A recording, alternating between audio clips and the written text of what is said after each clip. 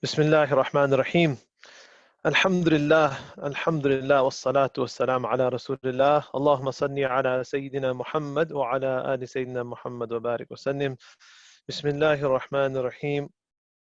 يا أيها الذين آمنوا ادخلوا في السلم كافة ولا تتبعوا خطوات الشيطان إنه لكم عدو مبين صدق الله العلي العظيم وبعد.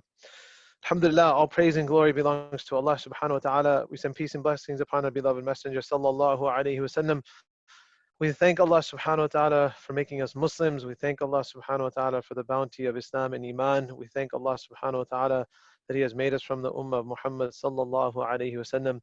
We thank Allah Azza wa Jal for this opportunity to come together in this format, virtually together. And it is our hope and our dua that this is, of course, considered one of the gatherings of remembrance and of dhikr, and that Allah subhanahu wa ta'ala will reward us and forgive us for this effort. Inshallah, ameen, ya rabbil alameen. First of all, of course, I just want to say assalamu alaikum and welcome everyone. And also, jazakallah khairan to Ali and some of the other brothers and sisters that reached out in order to just make last night and tonight happen. It's always nice to be able to spend some time with you guys, and inshallah you find it helpful and meaningful and beneficial, and of course it'll be a great reminder first and for myself as well. So thank you for the opportunity to just share some words.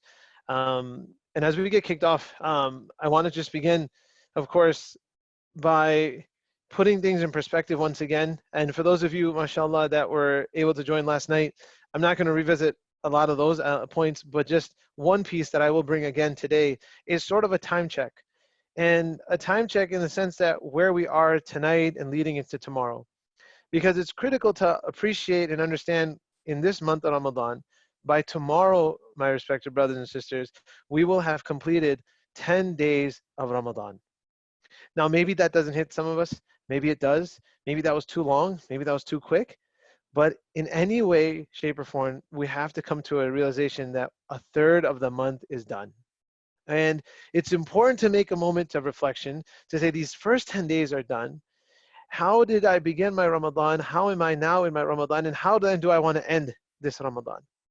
And I know the topic tonight is not specifically focused on, that part of Ramadan, but it is very important for us to just take a moment to pause and say, I'm in the weekend, and maybe during the week with work, with school, with other commitments, and Ramadan, it's not going the way I want. And that's one of the points of today's talk, which is how then do we balance, this idea of Deen and Dunya.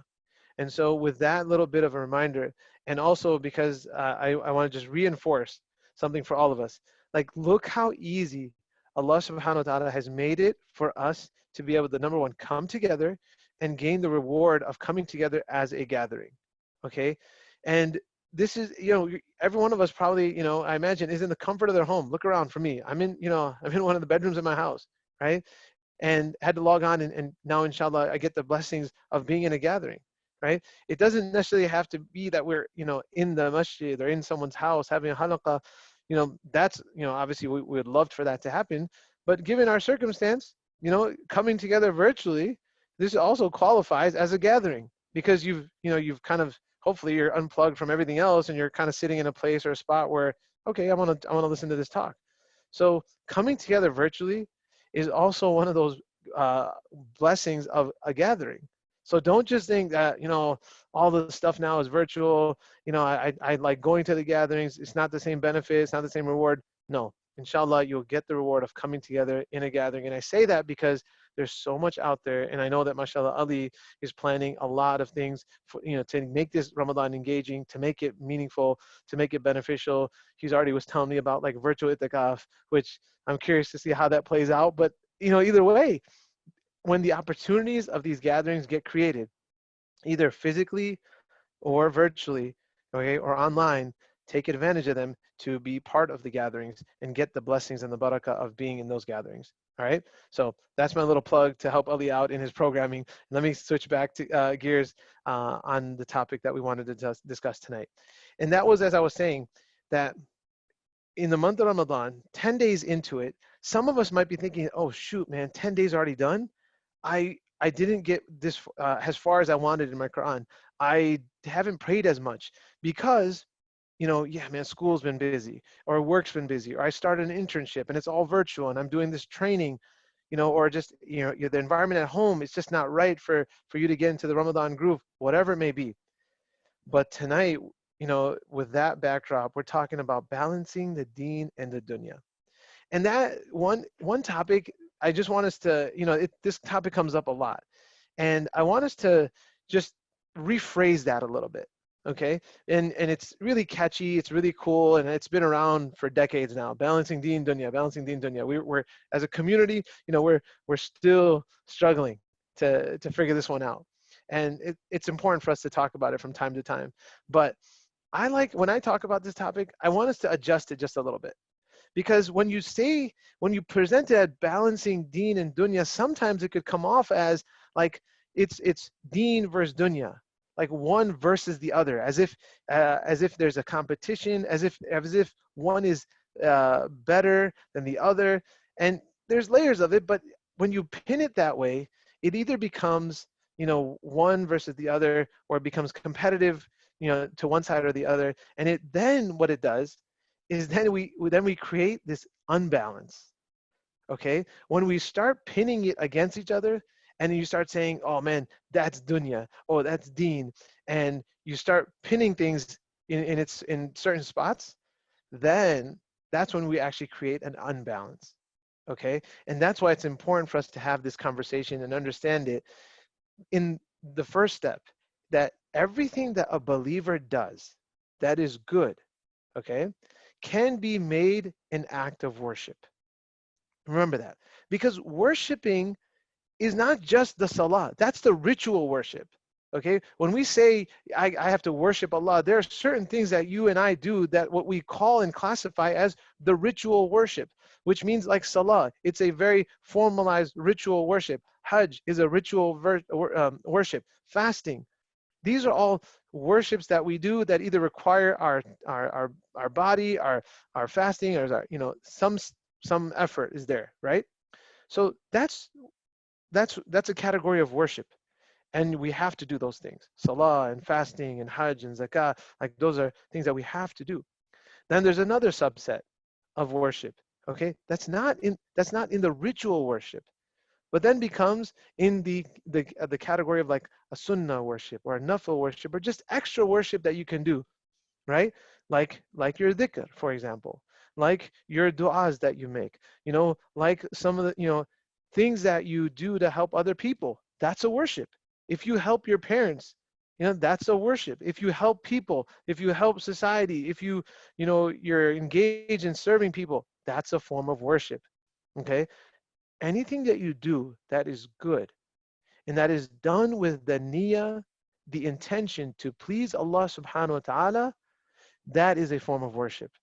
So when you're together with your family and with the niyyah that, hey, I'm going to spend time with my parents. Hey, I'm going to spend time with my brothers and sisters. I'm going to have a meal with them. I'm going to sit with them. I'm going to just talk with them. Whatever, those type of moments can be an act of worship if you do it with the intention to please Allah subhanahu wa ta'ala.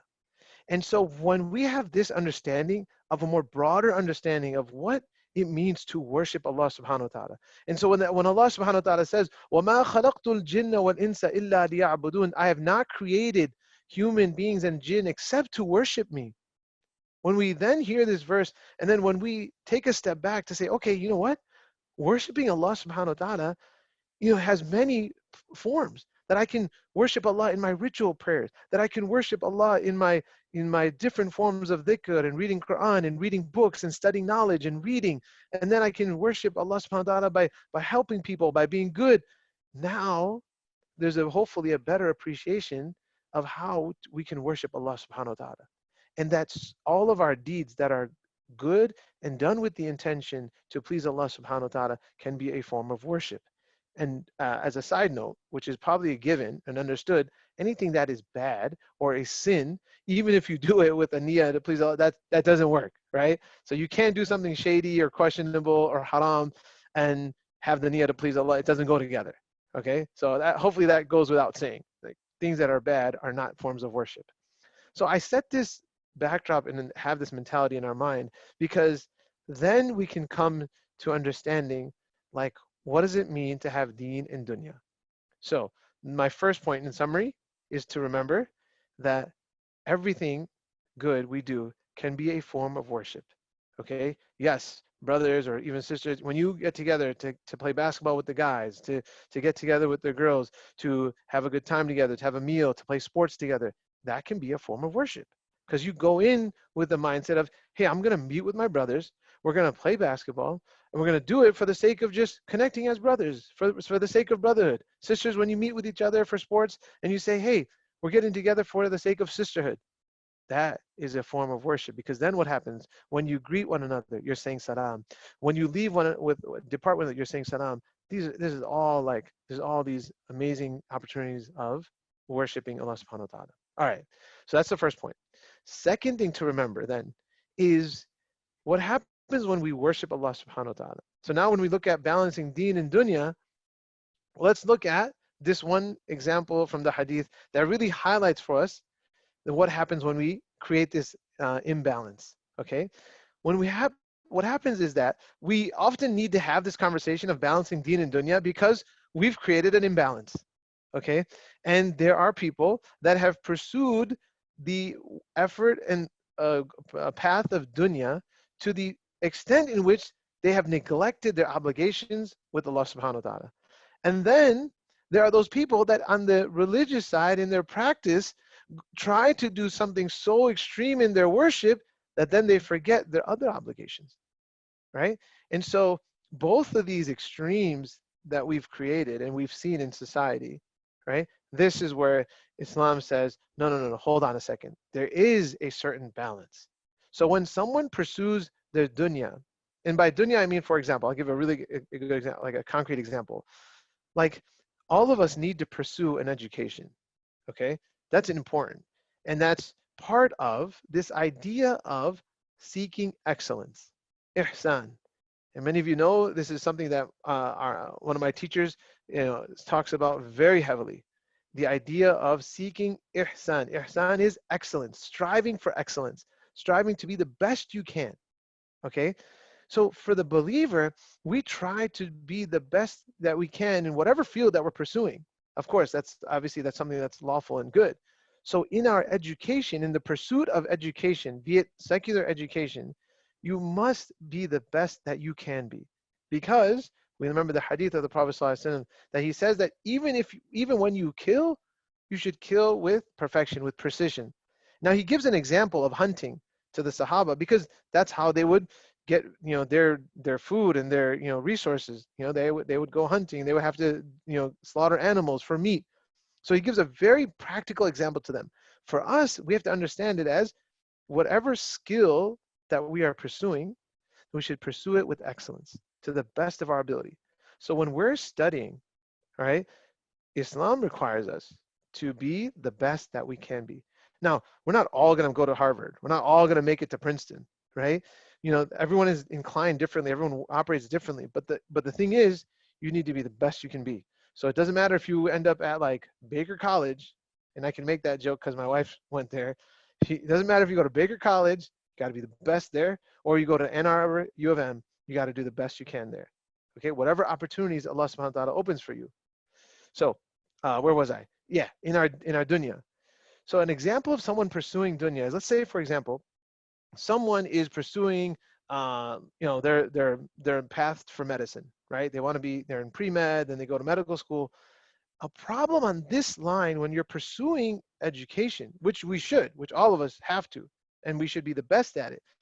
But then what happens is that someone who's on this path and they say, you know what, I'm so busy that I don't have time to perhaps even make their daily prayers. This is an extreme. And there are people that, no, I don't pray. I've met people who have told me later on in their life that they didn't pray in undergrad because they were so busy with their pre-med stuff, right? I've met guys when I was an undergrad who are in graduate school, that they would say that now we're able to pray because now we're actually in graduate school. It's a little bit easier. I have more flexibility. And now I'm coming to the Jummah for the first time in 4 years. Like, I'm not making this up. I've had people, when I was in undergrad, have this conversation with me. This is an example in which, yes, they were doing something that they were supposed to, which is pursue, okay, pursue studies, right? Which all of us are supposed to, because that's not a push of our parents. That's a push of Deen that says, hey, pursue excellence. But here's an example of someone that is created an imbalance, that they pursued something and they forgot their obligation with their 5 daily prayers, or with their Jummah, or perhaps even maintaining proper family ties, right? The list goes on, and I'll get to it in a second. Now, the other side of people pursuing perhaps religion and Deen. Now, I'm going to present that to you through a hadith of the Prophet sallallahu alaihi wasallam, and I'm going to paraphrase the hadith. And it's a very famous narration. Many of us probably have heard it in different khutbahs and jummahs and gatherings. But I'm going to take you to the tail end of the hadith. How many of us probably have heard this very famous part of this hadith, where the Prophet sallallahu alaihi wasallam says, "An-nikahu min sunnati, faman raghiba an sunnati, falaysa minni." Okay, where do we hear this? At the occasion of nikah. Almost at every nikah, you will hear the khatib and the imam recite this as part of either the khutbah or the talk, and that says that what? Nikah is from my way, from my sunnah. Whoever leaves it is not from me. Where does this hadith come from? Let's go back a little bit more into that hadith, a little bit back into the wording of that hadith. The backdrop of that is this: 3 Sahaba came to the wife of the Prophet sallallahu alaihi wasallam, Aisha radiallahu anha, Ummahat al-Mu'mineen, and they said, "Oh, mother of the believers, that tell us about the Prophet sallallahu alaihi wasallam. We know, like they basically say that we know the Prophet sallallahu alaihi wasallam is forgiven for his sins. That where will he be and where will we be on the day of judgment? How can we ever be, in his ranks?" So then they say to her, in front of her, the 3 Sahaba, one says, "Okay, you know what? I will fast year round. That I'm just going to fast all the time." Okay? The next Sahaba says that in my effort to try to be with the Prophet ﷺ and try to be in the same ranks, that I will not sleep at night and I'm going to pray all night. And the third man says that, you know what, I am not going to get married and I will just, spend my extra time in worship. Okay? So 3 things. One person says, I'm not going to marry. The other one says, I'm going to pray all night. And the other one says, I'm going to fast all the time. Okay?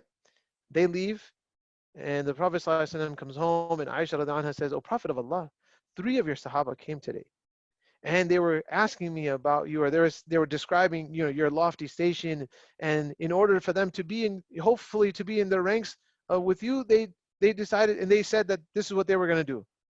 He said, "Okay." He said, "Call them." They were brought in front of the Prophet ﷺ, and he says to them, "Now listen, did you 3 each say that you were going to now do this in order to to be in my ranks, or to try to follow me?" Said, "Yes." Because, "Oh Prophet of Allah, look at your station, look at you, you're going to be forgiven, you're going to be in Jannah, like we have no hope, so we're going to try to worship as much as we can, and we're going to give up food, we're going to give up sleep, we're going to give up women, and we're just going to worship." And he says, "Wallahi, I fear Allah more than you, and I'm saying this not because of any arrogance, but know that I fear Allah the most. That ana akhshaqullah, that I fear Allah the most. And yet I pray part of the night and I sleep. And yet I fast and then I open my fast. And some days I fast and some days I don't, and I do open my fast." And then he says to the other one that and he goes, and then the third thing is, he goes, "I do take women in marriage." And then he said the part, "An-nikahu min sunnati," nikah is from my way. So whoever leaves it is not from me. So immediately what we learn from this hadith is extremely important on this topic of balancing Deen and Dunya. So what does he do? Number 1 is that he, sallallahu alaihi wasallam, has to establish, and he establishes for the community of the believers, that I am the standard. I am the example. That the Prophet ﷺ is saying that, listen, I was sent to the humanity as the example, and you must follow me. So the first thing that we learn from this hadith is that the Prophet ﷺ is our standard, is our example, is our model. Okay?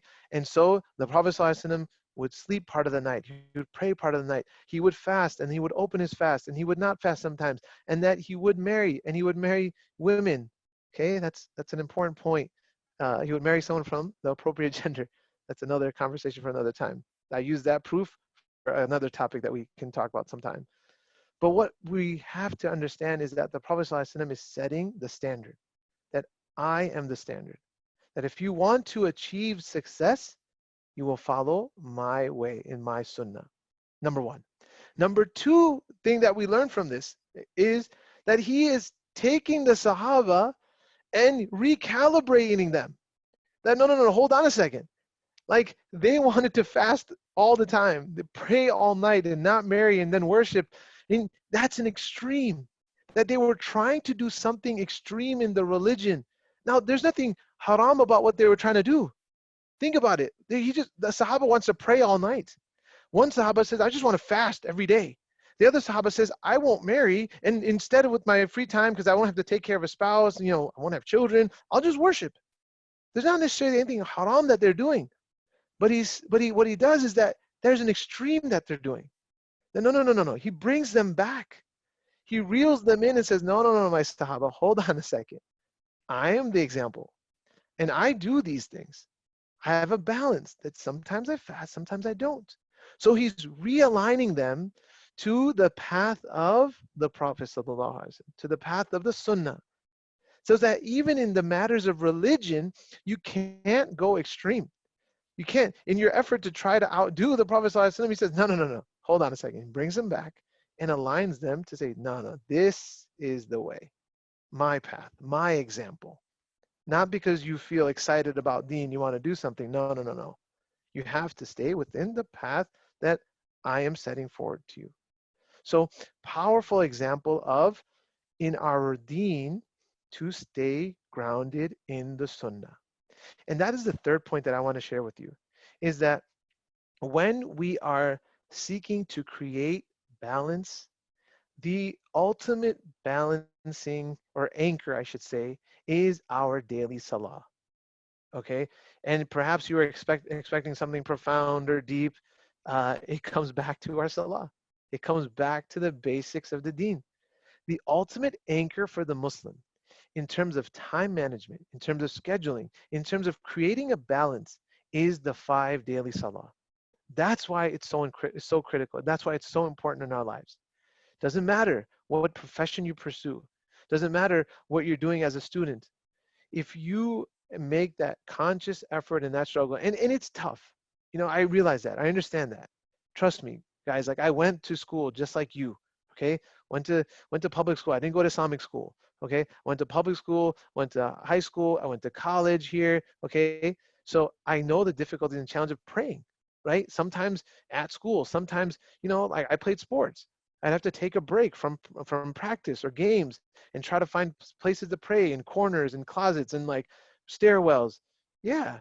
And now in the corporate world as well, it's gotten a lot better in the corporate world. So let me tell you one thing, guys. Some of you guys I know are here on college, sort of as a side note, okay? But for those of you getting ready for the corporate America and like the IT world, the consulting world, any kind of, services industry, consulting, strategy, it is very open about being able to practice your Deen. The inclusion and diversity, the understanding of religion, so do not shy away and don't let that hold you back. Like if you need to pray, you need to time off for Jummah, the entire corporate culture is changing. Like, believe me when I say this, because I'm part of a company that is on the forefront of it. I know the conversations that, these companies are having. Facebook, Google, you name it. They're literally having prayer rooms in their corporate offices. My office in Chicago, I work for a company called Accenture. Literally, they reached out to me and they said, hey, we want to make a prayer room in our new office. What do you need? I told them we need a wudu area. I go, we need a prayer area that can accommodate 15 people. They're like, great, done. We're going to work on it. We'll send you the architecture drawings. Let us know if this is okay. Literally, they're making a wudu facility in a corporate building in downtown because I said there's Muslims, we need it. This is our, this is inclusion and diversity. So, and it's not just my office. My company is doing it in like every office in North America. But anyway, huge tangent point to the anchor of creating the ultimate balance in our life is salah. And if we can be particular about our salah, that will benefit us in creating a schedule for us, in creating the good habit of time management, and then also creating the balance that sometimes ends up happening because of life. Okay? And this is the last thing that I want to share with you is they asked me to address this piece in particular. Here we are in the month of Ramadan, and a lot of us are doing work, are doing school, are perhaps doing other activities, uh, and now we're trying to balance those things and our responsibility with our Deen. Okay, so how do we address that? And we'll end on this. Number one is actually, I think being at home because of the stay-at-home orders. Many of you guys, I think, are a lot of you guys are all from Michigan. I'm from Chicago. We have the same stay-at-home orders. Hopefully, that's actually helping our case. It's a little bit easier to be able to maintain our daily salah, right? To be able to maintain, like not really gaining any sin by going outside and falling into something tempting. So my first hope to address that is that, yes, in the month of Ramadan, we're balancing. I have to do work, I have to do school, I have to, and do my Ramadan. So number one is be mindful of your salah. You're at home, okay? You don't have to go to the masjid because you can't right now, okay? A lot of times what would we say? The speakers, the imams, the scholars, they would always tell us, go to the masjid. Like that's where the most reward is, and that's where you should go. Now every one of the imams are telling us, you got to pray Jummah, pray at home. You got to pray your salah, pray at home. You got to do your tarawih, pray at home. So hopefully we can use this quarantine time to really get connected again with our salah. And now I would hope that we can actually take advantage of being home and having to pray, even if we're working from home and doing e-learning and doing online classes. We have some flexibility. I would hope that we would up our salah game and really start doing some of the sunnah that either we have to do before or after. Many times we're just trying to make our fard because we have to go to the next class, we have to go to our next meeting, we have to go somewhere, and we're just trying to just fulfill the obligation. Hopefully now we can take some time and actually enjoy it, like do it properly. And I'll give you an example, even just tonight, right? We finished dinner a little bit early, and with me and my family and my kids and my wife, we try to pray Isha together and do our Tarawih together. We finished dinner early a little bit. We went into the basement, and that's usually where we pray. And I was like, you know what? We have some time. Let's pray the Sunnah of Isha. And you know what my son says? And mind you, this kid goes to Islamic school. Okay, he's in 5th grade. He's 10 years old. He's learning his salah. He knows this. He's supposed to know that stuff. And he turns to me. He goes, wait, there's a Sunnah for Isha? And I'm like, yeah. And I'm like, this is the reason why we're gonna do it. Because I go, he doesn't even realize that there's a 4th Sunnah that you can pray before Isha. So I'm hoping that being home, and not having to go out, not being able to go out, we can actually make our prayer. Not only make our prayer, but actually enjoy our prayer. Not only enjoy our prayer, but do some of the extras, right? The sunnah before, the sunnah after, maybe a little nafil after as well. So that's my first advice, is to create that balance between working from home or school or online classes, is to anchor in your salah. Number two is, again, on the assumption that we're still in lockdown, how do you create that balance is to create a routine, a schedule, an ibadah schedule. Okay, where will you plug in your ibadah? Right? There's some things that we should do extra in the month of Ramadan. Quran is the most important thing. Okay, Quran by far is the most important thing that we should engage in. Okay, actually reading the Quran, studying the Quran, and now we're 10 days into it. Maybe you haven't read the Quran. Maybe it's hard for you. Maybe it's not your thing. Okay, but you have to engage in the Quran. That's all I'm asking. Is either find a talk, either find a lecture series, either find a recitation, I know Sheikh Ahmed, from Unity Center, he recites a portion like, half an hour, 45 minutes before iftar time. Just dedicate yourself to say, you know what, every day I'll just listen into that. But have that relationship, with the Quran. That's what the Ramadan is about. It's about creating a relationship and a connection with the Quran. For some people, it'll be they're good at reading, memorizing, or leading Taraweeh. We're all going to interact with it differently, but the point is get engaged with the Quran in some way. Okay, balancing this Deen and this Dunya, is something that is an important thing that we need to do in our mind. We've created an imbalance, and it's unfortunate, right? And that's why I wanted to talk about when you pursue the Deen, the Dunya, like the worldly affairs. This is where it's problematic. When you begin to pursue the worldly affairs of either money, business, or just materialistic things, and you forget about your obligation, which is your salah. You forget about your obligation as a Muslim. When you create this imbalance, that's where it's problematic. Where if you're able to go to the gym 1 to 2 hours, probably not now, but I'm saying like before, or inshallah when all this is done, if it was your regular habit to be in the gym an hour or 2 hours, because physically you said, hey, it's important to take care of my body. I need to get my cardio in. I need to get my workout in. If you're able to do that, then yes, what we will tell you, what we meaning like speakers, da'is, the ulama, what they say, okay, yeah, if you're able to do that for your physical body, then be balanced and give that same time to your spiritual growth. Okay? And it's only fair. Because if you're going to put 2 hours in the gym because there's a physical need and a physical desire to be healthy and well, then what about your spiritual state? What about your heart? What about your mind? What about your learning?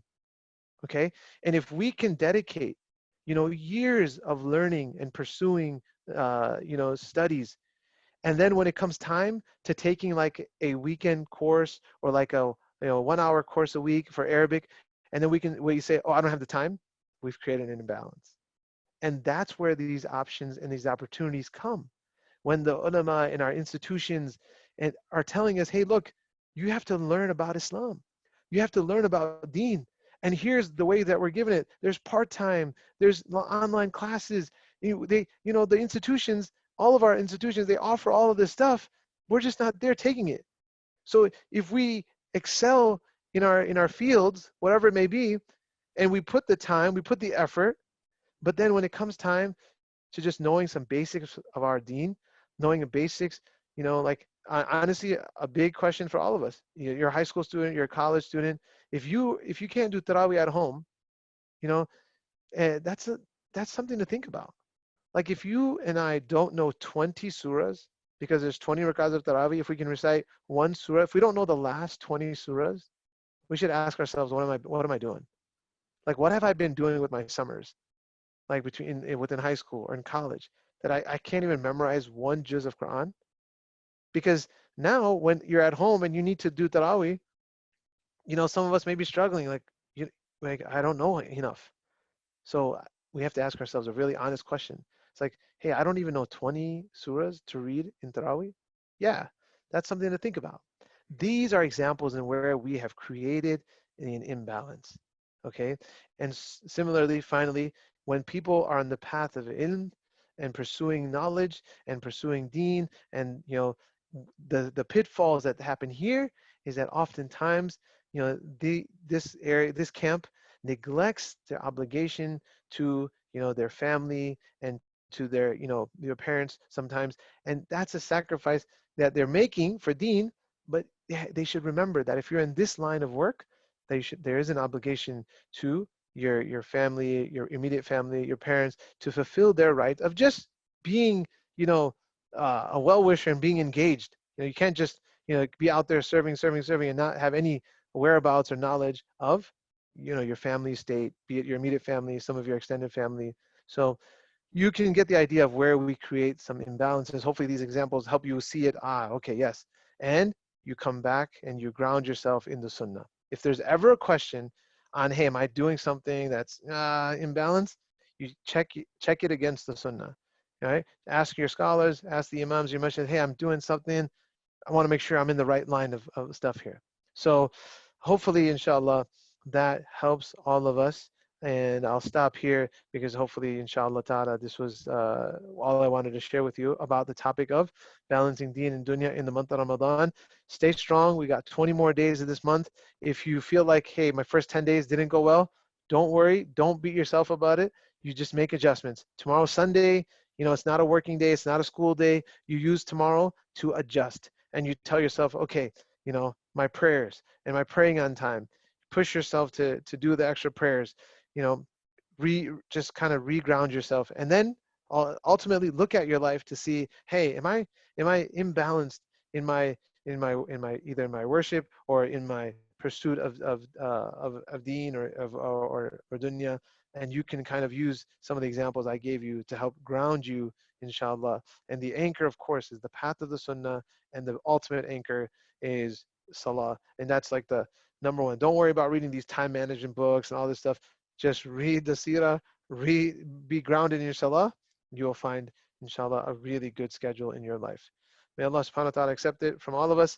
Anything good I said, that was from Allah subhanahu wa ta'ala. Anything wrong was from my own misunderstanding, and I ask you guys to forgive me. May Allah subhanahu wa ta'ala accept it. I'll stop here and see what Brother Ali wants us to do next. Inshallah, we can, if anybody has any questions, they can ask questions, and then we can probably conclude with dua after that. All right, I'll look at the chat to see if there's any questions. MashaAllah, got some private messages.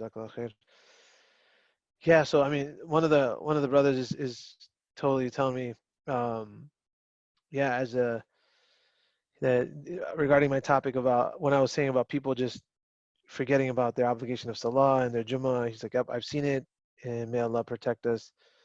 And he also took classes at Baker. Nice. And Yumish.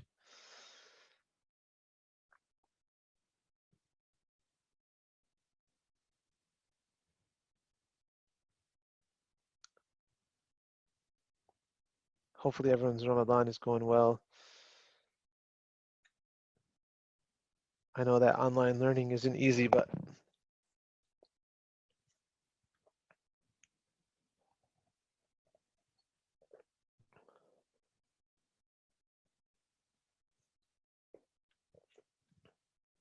okay. I don't see any other questions in the chat. I'm just scrolling back up to see if I missed something. MashaAllah, a lot of people saying salam. Okay, fine. Something came in. Let me see.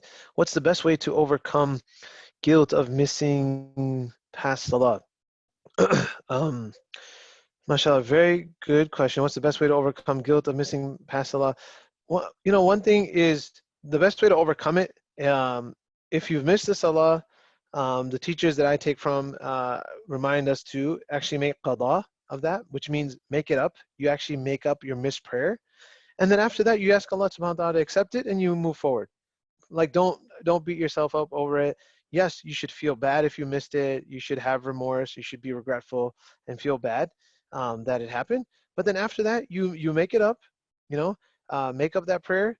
And then after that, after you make up the prayer, say, oh Allah, I'm doing this as a makeup. Please accept it for me. I'm sorry that I missed it. And then give me the ability not to ever miss a prayer again. And you have to just tell yourself that I've made tawbah. I made up the prayer. I made tawbah, and then you just move on. It sounds very simple, but you just got to tell yourself that no, that's my checklist. I've genuinely made up the prayer. I genuinely asked Allah to forgive me, and I'm gonna try my best not to let it happen again. A very good question. SubhanAllah, there's a question that came. What if we have family members who say they hate Ramadan? SubhanAllah. If you have family members, that say that, I think the best thing to do is just to explain to them, that what's the, perhaps the benefits of Ramadan. Maybe they don't understand it. Maybe they don't appreciate it. And they're probably a different understanding and practice of their deen in their point in their time of life. I would just give them very loving and light dawah to say, hey, it's a very festive time, and try to draw their attention to something that perhaps they like. Maybe they don't like the fasting part. Be like, hey, but Eid's pretty cool, right? Um, or some of the Eid food. At least bring it down to something that they may have a little appreciation for, and then the hope is that inshallah they appreciate the other things of Ramadan. So small example. Assalamu alaikum. Is there any special times in the day to pray istikhara? Um, Walaikum salam. And is there any special times of the day? No. You can, yeah. Well, let me say this. Yes, if you're making salat istikhara for a matter that you're pursuing, the recommended time is to actually pray that at night, sort of as your last prayer, and you go to sleep on it, because the idea is that through perhaps through some inclination while you sleep, maybe in a dream, or at least when you wake up in the morning, sort of fresh-minded, you may have some initial inclination towards one way or the other. That's one of the benefits of actually doing it at night. But there's also other times where you may need to just read that dua, then you just read that dua at that moment. And there's another shorter version of the istikhara dua, because if you need to make a decision like on the spot, like you need to decide if you're out somewhere and you want to buy something, you're just not sure, you quickly make that dua and then you pursue and make a decision. um, it's a very shorter dua. So for those moments where you're just kind of on the run, you quickly need to make a decision, you can pray anytime you want. But if you're actually pursuing something that's a little bit heavy of a matter, then it's best to do it properly by like sleeping on it. MashaAllah, thank you for the kind comment there. Another comment, Jazakallah, I appreciate that. Salams, what is the best way to attain khushu in times like this? Man, mashallah, good question.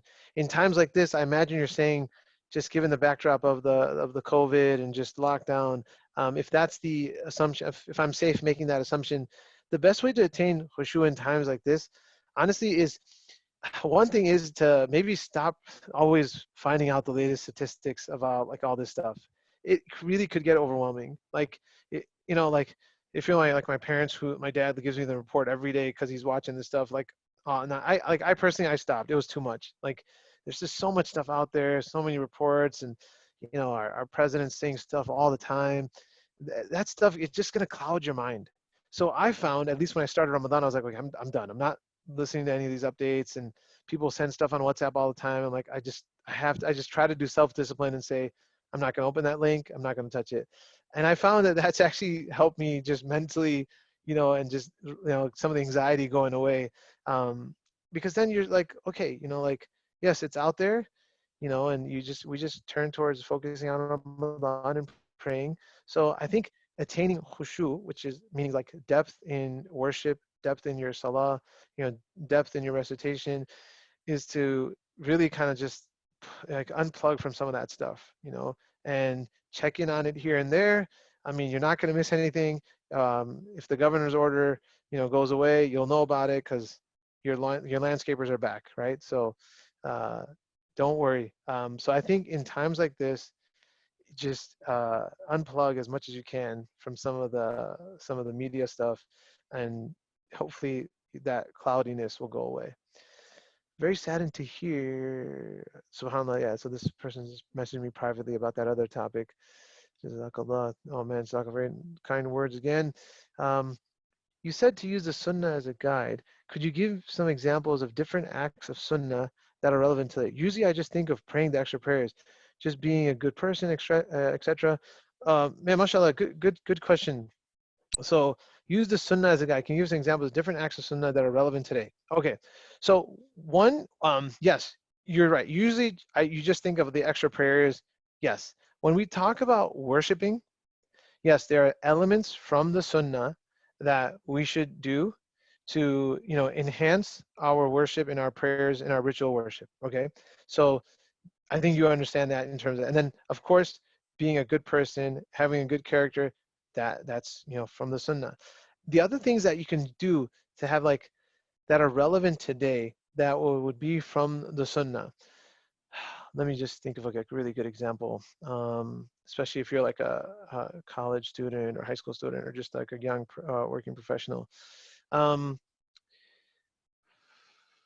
Okay, like for example, I would talk about like relevant today in terms um, oh yeah, here's a good one. Like in just terms of eating, okay? Because it's Ramadan, so obviously we're fasting and stuff like that. So even outside of Ramadan, okay, an example from the Sunnah in terms of eating, okay? Even in Ramadan, one of the benefits in the month of Ramadan, as we're fasting, is that we should try not to overeat, okay? Because overeating will kill sort of the effect of the fasting. Okay, obviously when when you're fasting and you're depriving yourself of food, and there's a little bit of tiredness that comes. There's a little bit of hunger that comes. So when the time comes for iftar and dinner, if you totally intake so much food that now you've like overeaten and you've like satiated yourself so much that it actually creates laziness and you have a difficult time worshiping at night, you really kind of kill the effect of the fast, because there's two things that we want to do with the fasting. Number one, we want to have a little bit of you know feeling of hunger, so we're not you can actually worship, and also so that we can actually appreciate like this bounty of food. One of the biggest dawah points that we always talk about as Muslims about in Ramadan, we always what do we always say when we explain to non-Muslims and our colleagues? We say, oh, Ramadan is a time of self-reflection, of worship, and also so that we know how others less fortunate feel. So if we're going to be true to that dawah, when we intake food at home, we should just take enough to where we're comfortable, and we felt like, okay, alhamdulillah, I've eaten, and you don't overeat to the extent that like you're so full that your calorie count is probably over the amount that you would have normally taken, and you've just defeated the whole point of fasting. So that's one example. So how do you use sunnah as the guide in relevant today in terms of how much we consume in eating, right? So be it at work, be it at school, be it in your personal life, the sunnah creates a balance of how much to eat, right? There's this idea of one third, one third, one third, right? Of how much to eat and when to eat and how to eat. That's a great example of everyday life. And given like, the society that we live in where we're always eating, nonstop, sometimes it's good to just, eat, in smaller portions, or eat, or actually, there's this big craze of intermittent fasting. Well, we have a way to fast Monday and Thursday, or you fast the 13th, 14th, and 15th of the month, right? This is from the Sunnah. So being a person that is simple, right? And this whole idea of like being a like um, minimalist. Yes, I always struggle with that word, but like the idea of just being simple and having little, right? That's from the Sunnah, right? It's not something new that was created. People are all over that stuff, but so hopefully that helps. Good question. Jazakallah khair. Again, some nice words from Ibrahim. I appreciate that. How do we make sure to keep our habits from Ramadan beyond Ramadan? How do we make sure to keep our habits from Ramadan beyond Ramadan? So how do we keep the habits going? So some of the, and I'm assuming here all the good habits, so all the good habits that you're developing in the month of Ramadan, how do you keep it after? Is a really good conversation that hopefully we should actually have like a week from now or a week and a half from now. Let's continue to build those habits. There's still 20 days left. You and I, we can accomplish a lot. We can really get deep and closer to Allah subhanahu wa ta'ala. How do you keep those habits happening? The key is you have to be consistent, okay? And number two, you have to pick one, two, three things that you're going to tell yourself that, hey, this Ramadan, I started doing this. I'm going to keep that with me, because you're not going to be able to do everything, right? But get yourself to a point where you can actually pinpoint one to two to three. I always give that range of things that you can say, hey, you know what? I noticed that I was always reading Surah Yasin after Fajr, so I'm going to keep that up. That's my one thing. Or you notice that, hey, I was actually doing like saying 100 istighfar every night before I fell asleep. Hey, I'm going to keep that. So my advice would be to keep at it, keep developing yourself in the next 20 days. And then the last week of Ramadan, tell yourself, hey, Ramadan's coming to an end. I was able to do a lot, but I need to get myself to like a 1 to 3 range and hold on to that and build on that. And, you should always say that's hopefully that helps. So I'm just trying to go a little bit faster now because I know it's getting late. Salam Jazakallah khair for the talk. How would you approach people that don't like listening to lectures or learning about Deen? Good question, man. Um, it's tough, right? Especially because they're not into it. Um, what I found was, you know, especially now, like just sending them the links. Sometimes they might not even click on it or read it, but it's really tough. So what I would do is you have to kind of like take them in very slow and bring them to events and lectures that are perhaps in their liking, right, in their background. Like for example, one of my friends, he's really into working out, okay, and so I had told him about Sacred Learning was doing the wellness retreat months ago before all this quarantine stuff. And I just got him to come to one session. I was like, look, man, just you're into this stuff, just check it out, come attend, you know. And because it was wellness, right, it wasn't like tafsir. He was like, okay, and he showed up, right. And when you try to get people and reel them into something that perhaps they already have a liking to, and then tell them that, hey, there's something related happening, maybe they'll be more willing to, rather than like, you tell them about like, oh man, you got to come check out this talk about like dating and how it's haram, and the guy's got like all these other side gigs, right? He's not gonna be interested, right? So be tactical, have hikmah, and sometimes you can just hijack him and put him in your car and just make him listen and go on a long ride. That's a joke. I know this is being recorded, so that was a joke. All right, I wanted to ask you, how do you think someone should balance between education as rigorous as medicine and finding time to focus more on your deen? Alhamdulillah, I'm able to pray, but I'm asking for specific time taken out to do dhikr. Okay, this is a really good question.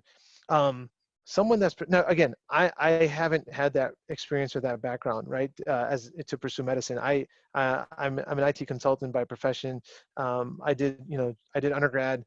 I never even finished my master's. It's something that I started, but because of my work travel, I never had a chance to do that. So I'm answering. I say that to you because I'm answering this from a corporate perspective. And no, and actually a lot of my very close friends pursued medicine, so I'm very familiar with the path of medicine. And I say this because I have enough examples of my friends that were actually great examples. Like many of you probably know a name called, like Dr. Kamran Riaz. Okay, if you don't know him, look him up on Instagram, Twitter. Okay, he's obviously everyone probably has heard of Dr. Sheikh Hussein Abdul Sattar, another great example of someone who's achieved excellence in Deen and Dunya. Dr. Kamran Riaz, and the what I find about them is because they were driven to be successful in their professional fields, they understood that ihsan and excellence also needed to be applied in their religious pursuits, and they also applied that same level of pursuit and energy and focus in their religion, in their religious studies. And it's for that reason, they progressed obviously in different ways, but that's what impresses me about people like that, that they were very focused and dedicated to be excellent in that, and they used that same drive and applied it to their Islamic studies and their passion for that. So what I would tell you is that yes, one of the biggest things that medical students and medical professionals struggle with because of the workload and the schedule is the salah. Be extremely mindful of your salah, okay? And specifically, other than that, I know many like friends that are hufaz of Quran, but they went to medicine afterwards, and then they pursued fellowships and other things, and they really lost the touch with their hifz and their Quran. So you have to be able to tell yourself that, look, because I have a busy professional life, right, I'm going to ground in my salah. And let's say you are a hafiz of Quran. You have to be able to tell yourself that, I need to at least dedicate some time to at least be in touch with my Quran. And then maybe you don't do anything other than that, because you have professional life, you have a personal life, you have your dini obligations, and that's enough. Maybe you won't have time for extra lectures and extra talks, but I hope that that kind of helps you, to be able to take time out, maybe in your drive. Like one of my good friends, like mashallah, one of my closest friends, he's a anesthesiologist, super busy, but he he leads Tarawih by himself, you know, for the last 3 years. He was one of my Taraweeh partners. He pieced out on his in 2017, and even this year he's just leading at home. But he's an anesthesiologist, crazy busy, has his own practice. But what he's done is, and he's gotten through so many lecture series. Because I talk to him all the time. He's like, yeah, I finished Yasir Qadi's Sira. I did this Sira, this lecture series, because in his ride, in his commute from work, he's listening to stuff. So he's making good use of his time, because that's all the time he has. And I mean that works out. And he's also khatib too, like in the Indiana area. But anyway, that to me is an example of someone that's, hey, he's a great professional, super busy, but when it comes to him leading Ramadan in Tarawih, he takes off for work so that he takes off the night shift so that he can lead Tarawih at night, and he uses his commute time in a way that's productive. So hopefully that helps. Good question. Indeed, great question. Hopefully that helped, because a lot of people seem like that they appreciated that question. Can you do dhikr on someone else's behalf? Can you do dhikr on someone else's behalf?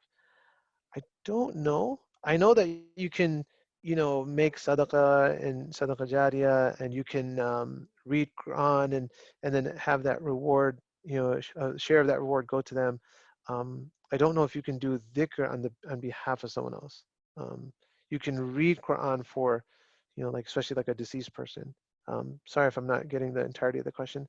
I find myself getting lost in mundanity with my salah worship. What's a good proxy to constantly push ourselves to improve, not stagnate? Yeah, good question. One thing is that, it's how you should always, the one way to push yourselves and improve is if you're good with your salah and your worship, add things on it, increase it, do more. For example, if maybe you're not, you're good with your 5 daily prayers. Okay, if you're good with your 5 daily prayers, then start instituting some of the sunnah and the nawafil that are prescribed throughout the day. For example, Salat al-Ishraq in the morning, right around 7, 8 a.m. depending on where you are. Those two, Salat al-Awabin after Maghrib. Start instituting that, doing tahajjud. So those are, once you start grounding yourself in your 5 daily salah and you got a good routine of Quran or dhikr, or you're listening to a lecture series like every night, the way to improve yourself is to then, add on something, and to then challenge yourself. So, you know what, I've taken Arabic 1 online, through whatever institution. I'm going to go to the next level. I'm going to sign up for the next class. So you got to tell yourself that if you're able to establish a good routine, add more. Also, and Ali, tell me if I should stop anytime. But it seems like people are still around, mashallah. Man, 66 guys, mashallah, are people. Also, what's the best way to build character? Man, the best way to build character, number one, is read a book of seerah. Fall in love with the example of the Prophet sallallahu alaihi wasallam. That's it's probably very easy to just kind of give that answer. But the one way, the other way I'll tell you is to start practicing some of those things that perhaps are not easy for you, and not maybe so natural. And that's the way to really build your character. Like, for example, if you're not a person that really gives a lot of charity, okay, one of the way to build your character and the character of being a very giving person is to really work on that and say, you know what, I'm gonna try to give a little bit more, right? And start giving. So that's one example that I want to share with you. But you have to understand who the example is, right, of character, which is the Prophet ﷺ. The Prophet ﷺ was created in the best of character and the best of examples. And then to build your own personal character, you got to say, hey, what am I not good at? What am I not doing enough of? And then try to see if you can do that, right? If, for example, many of us have, we get angry a lot, okay? Now, having good character, like the Prophet ﷺ, is someone that actually controls their anger, right? So now what do you need to do to build that character of yourself where you're not always so angry. Maybe it's lying, maybe it's cheating. You have to be able to tell yourself, what can I do to stop doing some of those things so that I can improve that part of my life? You spoke yesterday, you spoke about begging Allah subhanahu wa ta'ala for something that you really want and gave an example for making dua and you asking to marry a specific person.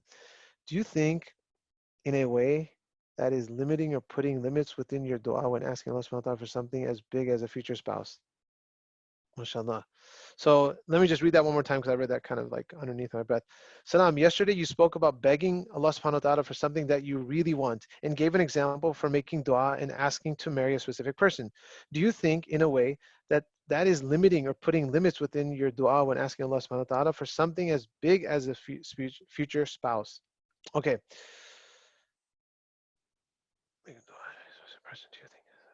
Okay. No, because when you're asking for something, the limitation is not with Allah subhanahu wa ta'ala, right? So in a way that's, you're thinking like, oh, is that putting a limit because you're asking for a specific person, right? It's okay to ask for something specific, right? And because with Allah subhanahu wa ta'ala, there's no limit. If you specifically want to marry, in this example, we're saying, okay, you specifically want to marry so and so, right? You should ask for that, and ask Allah subhanahu wa ta'ala if there's khair in that happens, because there's nothing wrong with you as a servant asking Allah subhanahu wa ta'ala for something very specific and very custom. With Allah subhanahu wa ta'ala, there's no limit. And yet you can also then flip it and say, Allah, grant me the best spouse. Like, maybe you're still in the process of looking, and that way you're just looking for, someone in general. But if you've actually found someone, think that might be a good match, now you're just trying to go through that process of seeking if it's the right thing and getting the du'as and barakah. No, there's nothing wrong with that. And don't think of it as like limiting to Allah subhanahu wa ta'ala. You can ask Allah subhanahu wa ta'ala for specifics. There's nothing wrong with that. And it's not at all limiting. And yes, definitely it's a big thing. You're committing to a spouse. People make dua for like a house that they're trying to buy, right? That's a big investment. It's like a $400,000, $500,000 investment. And so, but they're going to be very specific that, oh Allah, we want this house. Let our offer get accepted. You could think that, oh, that's really limiting. No, it's okay. You want that house. You think it works out best for you. It's close to the masjid. It's in your price range. You like how it's set up. Ask Allah specifically for that. And if Allah opens the ways, that's khair. If He doesn't, then there's khair in it too. That's what's so beautiful about the dua of istikhara, by the way. I love that dua. Hopefully that helps. With all the time we have now available, praying all 5 prayers and even the sunnah is a habit, alhamdulillah, but it doesn't feel like enough. Any recommendations? Man, mashallah, that's awesome to hear. And it kind of goes to the question I said earlier. If you're really hitting your 5 daily prayers, sunnahs, you got it down now and it feels like it's not enough, mashallah, start adding on some of the extra salahs, start adding on maybe engaging in a lecture series. I mean, there's so much stuff now virtually. Like, it's amazing what our community has done, from like our national speakers to our local speakers to our local imams. Like, start listening to that stuff. And I advise, like, you pick 1 or 2 and just go through it, because they're actually doing some like series. It's like building up, like, and you'll find you'll really benefit. That's prayers. Maybe do something to seek knowledge. I know in Michigan, this is just something that I know about. I'm sure there's others. I'm not trying to like only say one. The Miftah Academy stuff, they're offering a lot of stuff online and part-time. Maybe you're ready for pursuing Islamic knowledge, but maybe you're a person that loves to worship. So add in some other aspects of worship. Maybe you want to try to memorize Quran. Make it go. Make something lofty like that. MashaAllah. Okay, I have gone through all the questions. And mashallah, people still stayed around, man. That number 66 still there. Good job. So awesome question, guys. Hopefully it helped. Forgive me if I say anything wrong or incorrect. Hopefully this recording doesn't get thrown around. But hopefully some of the input I gave helped you guys. And forgive me if I wasn't able to adequately answer your questions. And also sorry if it was long-winded. Jazakallah khair, Hafsab. Inshallah, we can conclude with dua. But before we conclude, I just want to let you guys know that Sunday we have a girls' halakha at 5 p.m. You can go to myzd.org and you can get the details for that there. Monday night we have a talk with Sheikh Abdullah Wahid on the second Ashra of Ramadan. So please tune into that. That's going to be at 11:59. And then Monday, we also have tafsir with Sheikh Ishtiaq earlier in the day around 4 p.m. So 4 p.m. and 11:59 on Monday. And again, Thursday, we have tafsir. And then Friday, Saturday, it's the same program, except for we have Mullah Hamza Maqbool coming as a speaker, and we have Sheikh Ashraf, inshallah. So with that said, you can go ahead and conclude with the That's an awesome lineup. Send me the Zoom link for next week. Sure. Inshallah. Okay, inshallah, we will make dua together.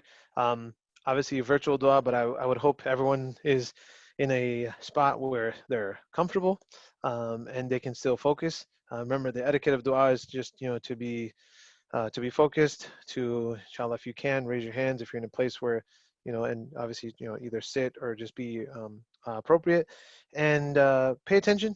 Try to say Ameen.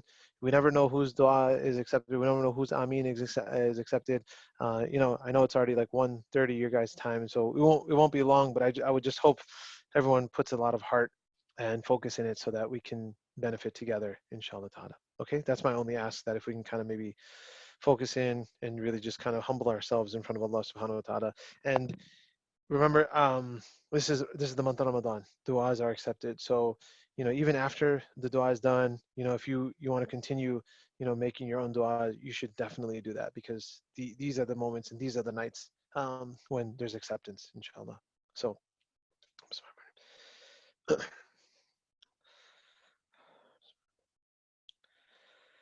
Alhamdulillahi Rabbil Alameen. Allahumma anta salam wa minka salam, tabarakta rabbana wa ta'alayta ya dhal jalali wal ikram. Allahumma salli ala Sayyidina Muhammad wa ala ali Sayyidina Muhammad wa barik wa sallim. ربنا ظلمنا أنفسنا وإن لم تغفر لنا وترحمنا لنكون من الخاسرين. ربنا آتنا في الدنيا حسنة وفي الآخرة حسنة وقنا عذاب النار. ربنا لا تزغ قلوبنا بعد إذ هديتنا وهب لنا من لدنك رحمة إنك أنت الوهاب. اللهم إنك عفو كريم تحب العفو فاعف عنا يا كريم. اللهم إنك عفو كريم تحب العفو فاعف عنا يا كريم. اللهم أجنا من النار. اللهم أجنا من النار. اللهم أجنا من النار. اللهم أجنا من كل عمل يقربون إلى النار. يا مجير يا مجير يا مجير. اللهم اغفر للمسلمين والمسلمات والمؤمنين والمؤمنات الأحياء منهم والأموات إنك سميع قريب مجيب الدعوات. اللهم طهر قلوبنا من النفاق والرياء. اللهم تقبل صلاتنا وسجودنا وركوعنا وصيامنا ودعاءنا وتلاوتنا يا أرحم الراحمين. يا أرحم الراحمين. يا أرحم الراحمين. يا أرحم الراحمين. يا نور السماوات والأرض. يا حي يا قيوم برحمتك أستغيث. يا الله. يا الله. يا الله. Ya Allah, all praise and glory belongs to you. Ya Allah, you are our Lord, our sustainer, our creator. Ya Allah, we are a group of servants that are raising our hands, asking of you, Ya Allah, praising you in this Mubarak and blessed month of Ramadan. Ya Allah, in a gathering that was remembering you. Oh Allah, we turn to you and we praise you. Ya Allah, we thank you for everything that you have given us. Oh Allah, you are such a merciful Lord. You are a loving Lord. That Ya Allah, you have given us Islam and the bounty of Islam and the bounty of Iman. That Ya Allah, you have given us, Ya Allah, food and drink. And Ya Allah, despite everything that is going on, Ya Allah, we are still comfortable. Ya Rabbi Kareem, Ya Rabbi Kareem, we thank you for everything that you have given us. Oh Allah, here we are, a group of your servants. Ya Allah, testifying, Ya Allah, to your oneness. To Ya Allah, you being the creator of this entire universe. Ya Allah, here we are, a group of your servants testifying to the truth of the Messenger sallallahu alaihi wasallam. Oh Allah, we are a group of Muslims that believe and have iman and have yaqeen on the Messenger sallallahu alaihi wasallam. Ya Allah, we have never seen Rasulullah sallallahu alaihi wasallam, but Ya Allah, what comes to us, Ya Allah, is his sunnah and his seerah and his example. And Ya Allah, we are people that have iman and belief in you and Ya Allah, and in the Messenger alayhi salatu wasalam. Oh Allah, here we are, a group of your servants, turning our hands to you, Ya Allah, asking you, please, Ya Rabbi Kareem, please, Ya Rabbi Kareem, forgive us for our sins and our mistakes. Ya Allah, you are a merciful Lord and you love to forgive. Oh Allah, we ask you to please forgive us for our sins. Ya Allah, there are so many that we've done, some of them knowingly and unknowingly, consciously and unconsciously, intentionally and unintentionally. Some done, Ya Allah, in the cover of the night, some done, Ya Allah, in the openness of the day. Ya Allah, we thought that no one would see them, no one would know them. But Ya Allah, little did we forget, Ya Rabbi Kareem, that you have appointed Kiram and Katibeen, Ya'lamuna ma tafa'alun. That Ya Allah, you have appointed two angels to write down every single thing that we do from the good and the bad. Ya Allah, we forgot, Ya Allah, that Ya Allah, under your sky that you created, Ya Allah, we would commit those sins. And so Allah, we ask of you on this day and this night in Ramadan to please, Ya Allah, forgive us. And to forgive us in such a way, Ya Rabbi Kareem, that those sins are removed from our book of deeds.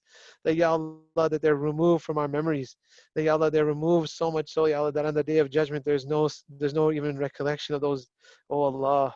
Oh Allah, that is the type of tawbah that we make, and that is the type of istighfar that we ask for, that our sins are removed, Ya Allah, from the book of deeds and from our own minds and our hearts. Oh Allah, we ask of you to please accept this gathering from us. Oh Allah, we gathered yesterday, we gathered today, Ya Allah, in this weekend program. We ask of you, Ya Rabbi Kareem, to please accept it from us. Ya Allah, please accept the efforts of Brother Ali and the other brothers and sisters that helped coordinate this. Ya Rabbi Kareem, we ask of you to allow us to take advantage of the future programming that is happening in this month of Ramadan.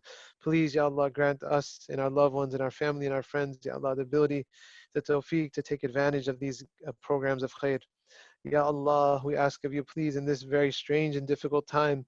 Oh Allah, we turn to you. Oh, Ya Allah, we turn to you with heavy hearts. Ya Allah, looking at the pictures in the video feed of the Haramain Sharifain. Oh Allah, oh Allah, we are so used to seeing that place filled with hustle and bustle and make people making tawaf and worshiping you, Ya Allah. Oh Allah, we ask of you to remove, Ya Allah, this virus so that, Ya Allah, the Haramain Sharifain can be filled once again with worshippers and let us be amongst those worshippers. Oh Allah, we are so saddened that, Ya Allah, even our local masjids, the doors of the masjids are closed. Oh Allah, we desire to worship you. Oh Allah, we miss, Ya Allah, going to the masjid. Oh Allah, we miss making taraweeh in the masjid. We miss, Ya Allah, seeing our family and our friends in the community in the masjid. Ya Allah, we miss benefiting, Ya Allah, from all of the community of the believers. Oh Allah, we ask of you to please remove the effects of this virus. Create, Ya Allah, once again the safe environment, Ya Allah, so that we may engage and go visit our masjids. Oh Allah, we also admit that before this, Ya Allah, perhaps we didn't appreciate how the masjids were always open and we could go at any time. But Ya Allah, we were lazy. Ya Allah, we just took it for granted and we said, oh, we'll go next time. Or we'll go on the weekend. And now, Ya Allah, those opportunities are gone. We ask of you, please, Ya Allah, bring back those opportunities for us to go to the masjid and we make niyyah, Ya Allah, that this time around it'll be different. Oh Allah, this time around it'll be different. We'll go to the masjid, we'll make our salah, we'll go to the gatherings, we'll go to the programs, Ya Allah, all in an effort, Ya Allah, to seek your mercy and your pleasure. Ya Rabbi Kareem, because of this virus, because of these lockdowns, Ya Allah, some of us are not even allowed or able to see our parents, our elders, our loved ones, our family, Ya Allah, our friends. Oh Allah, we miss their company. We're not able to see our teachers, our scholars, and people of benefit. Oh Allah, oh Allah, we're not able to sit in their company physically. Oh Allah, once again, we took it for granted. We said, I'll go next weekend. I'll go next time there's a talk. And now we realize, Ya Allah, that we should have gone. Oh Allah, we ask you to please bring back those opportunities. And Ya Allah, we make dua that we will be people that can engage and go into those gatherings, Ya Allah, once again. Oh Allah, we miss our family. We miss our extended loved ones. Ya Allah, please, Ya Allah, allow us the opportunity to sit with them and be with them once again. Please, Ya Rabbi Kareem, remove, Ya Allah, this virus. Ya Allah, create the environment of safety so that we may be able to go out once again. Oh Oh Allah, if anyone is sick from this virus, please grant them shifa. Oh Allah, no matter what the doctors say, Ya Allah, you are in control and you are the one that can grant health.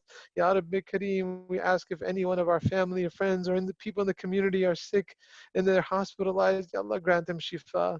And oh Allah, if you write for them, Ya Allah, that this is their time, then we ask of you, Ya Allah, to grant them mercy and forgiveness, to accept them as a shaheed, Ya Allah, to allow ease upon the hearts of their loved ones and their families that are left behind. Oh Allah, oh Allah, we ask of you to please forgive us for our sins. Oh Allah, tonight we talked about seeking balance. Oh Allah, let us anchor ourselves in the sunnah. Let us anchor ourselves in our salah. Oh Allah, make us regular in our 5 daily salah, because that's the first thing you're going to ask us about on the day of judgment. And how foolish we are, Ya Allah, to neglect it. All in the name of a meeting or in the work or because of a client meeting. Ya Allah, we sacrifice our salah. Ya Allah, we make tawbah for that. And we ask of you, Ya Rabbi Kareem, to let us pursue, Ya Allah, excellence in Deen and in Dunya. Ya Allah, we're the ones that created this imbalance. Oh Allah, we ask of you to help us balance ourselves, Ya Allah, in the light of the Sunnah and the Sharia. Ya Rabbi Kareem, Ya Allah, many of the brothers and sisters that are on this call are young students in high school and college. Oh Allah, help them in their academics. Oh Allah, help them in the efforts of Deen that they're doing with MSA or whatever else that they're doing of khair. Let there be barakah in it. Ya Rabbi Kareem, many of the brothers and sisters in this call, Ya Allah, our students, Ya Allah, we ask of you, please help them in their studies. Oh Allah, let them be extremely successful. Oh Allah, many of them, Ya Allah, are students of knowledge, pursuing in to serve the community in a different capacity. Ya Allah, put khair and barakah in their efforts and allow them to be, Ya Allah, examples, Ya Allah, and helpers of this deen. Ya Rabbi Kareem, we ask of you, Ya Allah, to bless our parents and grant them good health and grant them well-being. Bless our brothers and sisters and our friends and grant them goodness. Ya Allah, Ya Allah, we ask of you in this Mubarak month of Ramadan, Ya Allah, 20 days left. Please, Ya Allah, we didn't use the first 10 days, Ya Allah, enough or properly. Please, we ask of you, Ya Allah, open up the ways and the means and the tawfiq for us. Ya Allah, let us get the openings, Ya Allah, to worship you, to instill good habits. Oh Allah, we ask of you to please, Ya Rabbi Kareem, accept this from us. Oh Allah, we ask for mercy, we ask for forgiveness, and Ya Allah, we ask for goodness. Ya Allah, we ask forgiveness, and Ya Allah, we ask you to please, Ya Rabbi Kareem, protect us from evil and haram and sickness and disease. Oh Allah, we ask of you all the good that Rasulullah sallallahu alaihi wasallam asked for, and we, Allah, we ask for protection from all the bad things that Rasulullah sallallahu alaihi wasallam asked protection for. Ya Rabbi Kareem, we ask of you, please, please, Ya Allah, accept this dua, accept our gathering, and Ya Allah, please forgive us. And Ya Allah, allow us, Ya Allah, to be increased in our iman. And Ya Allah, accept this Ramadan from each and every one of us. Ya Allah, accept our fasting. Oh Allah, accept our taraweeh, accept our du'as. Oh Allah, we make dua for our family and our friends. Ya Rabbi Kareem, please, Ya Allah, we ask for khair and goodness for them. Ya Allah, we make dua that all of us, Ya Allah, are people that can serve the deen in whatever capacity, Ya Allah, that we're able to. Ya Rabbi Kareem, accept this dua from us. Allahumma inna nas'aluka min khayri ma sa'alaka minhu nabiyyaka Muhammad sallallahu alayhi wa sallam, wa na'udhu bika min sharri ma sta'adaka minhu nabiyyaka Muhammad sallallahu alayhi wa sallam. Anta al-musta'an wa alayka al-balagh wa la hawla wa la quwwata illa billah. Ya Allah, Ya Rabbi Kareem. Ya Allah, there are brothers and sisters on this call that are young in their careers and just starting their careers. Oh Allah, please help them and allow them to do well. And Ya Allah, we have found out that some brothers and sisters, lost their jobs. Ya Rabbi Kareem, you are the provider and the sustainer. Please, Ya Allah, make this time easy for them and provide for them, Ya Allah, rizq that is halal and tayyib. Ya Allah, maybe some of our parents are going through financial difficulty. Maybe some of our parents lost their jobs or their businesses are impacted. Oh Allah, you are the Razik, you are the provider and the sustainer. And we ask of you to send rizq that is halal and tayyib, Ya Allah, to help in this difficult time. Oh Allah, please accept this from us. Allahumma rabbana taqabbal minna innaka anta as-sami'ul alim wa tub alayna ya maulana innaka anta at-tawwab ar-rahim. Allahumma salli ala sayyidina Muhammad wa ala ali sayyidina Muhammad wa barik wa sallim برحمتك يا أرحم الراحمين والحمد لله رب العالمين آمين. جزاك الله خيرا everyone.